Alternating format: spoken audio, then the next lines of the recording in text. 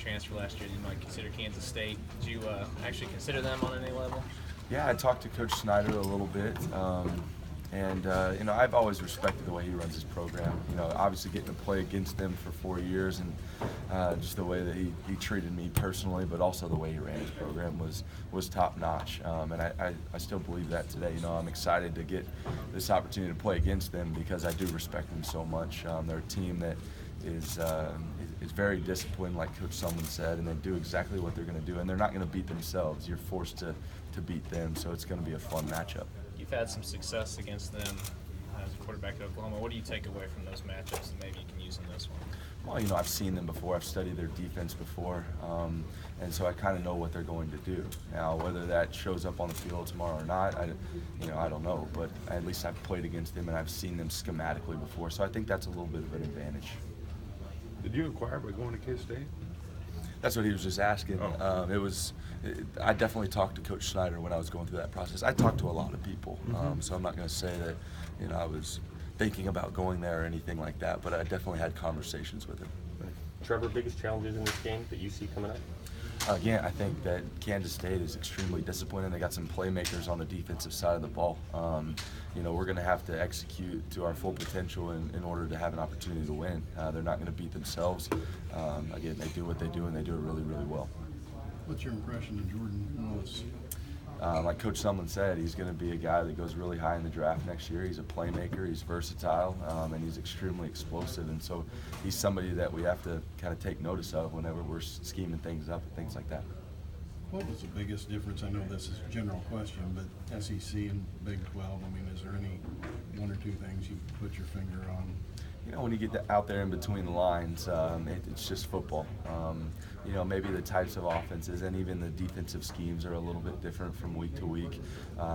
For me personally, I really enjoy getting to travel to new places. I got to go play at all the places in the Big 12, but this year I got to go to Bryant-Denny and Tuscaloosa and go out to Jordan-Hare and at Auburn and things like that. So that was fun for me. But as far as football goes, maybe slight differences, but still just football.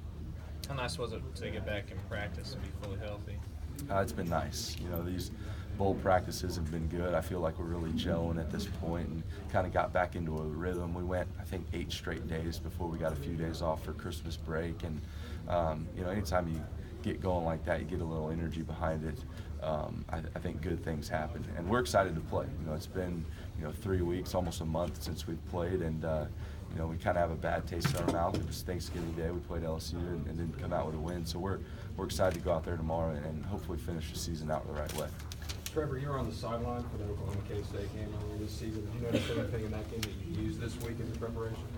I was really enjoying myself at that game. I wasn't necessarily scheming them up or anything like that because obviously at that point I didn't think I'd be playing against K-State or didn't know. Not really. I've played against them before, and they haven't changed up what they do too much over the past however many years under Coach Snyder. And so, I think it is an advantage that I've played against them before and seen some of the looks, but we still have a huge challenge ahead of us tomorrow night.